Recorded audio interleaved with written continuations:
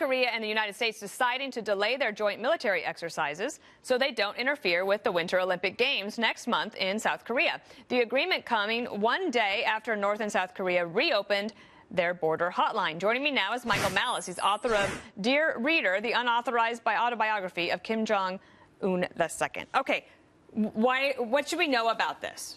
This is good news? Anytime North Korea is offering an olive branch, it's good news, because we saw for the last year they were escalating the rhetoric on both sides. Remember, over the summer they were going to nuke Guam, and now all of a sudden they're being doves and being peaceniks. So the fact that they're changing their rhetoric means something had to change in the background, and we're getting to them on some level. Do you think that that means that President Trump that his approach is working? Are they reacting to that? North Korea is a very unique nation by all indications. If you want to be coarse about it, you call them a freak show. So the fact that we should speak to them in the same tone that we speak to an ally like the UK or even a rival like China is false. We should be speaking to them on their level. So if they're going to speak disrespectfully to us, certainly they're going to have to be taken aback when the president is threatening them with his bigger button on his desk.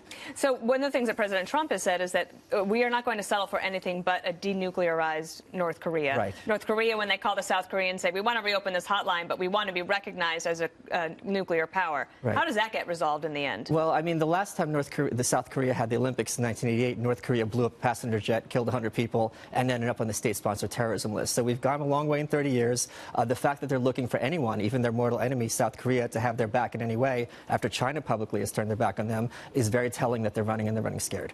Is there any concern that the South Koreans basically doing this diplomacy with North Korea will split off the region and sort of fracture the diplomatic efforts? Well, the good thing is, if there is communication between North and the South, more and more North Koreans will realize how bad they have it and how good South Koreans have it. And this will be a great way to increase cynicism in the North and bring down the regime from within. I saw earlier today that we've just found out that when he set off one of the missiles last April, it landed in one of the cities? Right. So that's the other problem with the North Korean situation. It's not that other countries are necessarily going to be the victims. It's that they have no problem having their own citizens be the victims of their policies and will do anything to maintain their hold on power. Is there anything to the recent two defections that we saw of the soldiers crossing the DMZ? Is there a pattern there, or is it just because there's desperation? Well, my friend just recently visited North Korea, and he showed his guide that footage. So if they're showing their own people and they're realizing people are trying to escape, that's another sign that they're realizing that Kim Jong-un isn't exactly what his grandfather, the great leader Kim Il-sung, was. Meaning they're showing it outside of the military? Right. Things are getting around in North Korea increasingly. It's hard to keep information Is that because of technology and phones? Specifically because of technology, yes. So that's another place where we could help? And word of mouth, correct.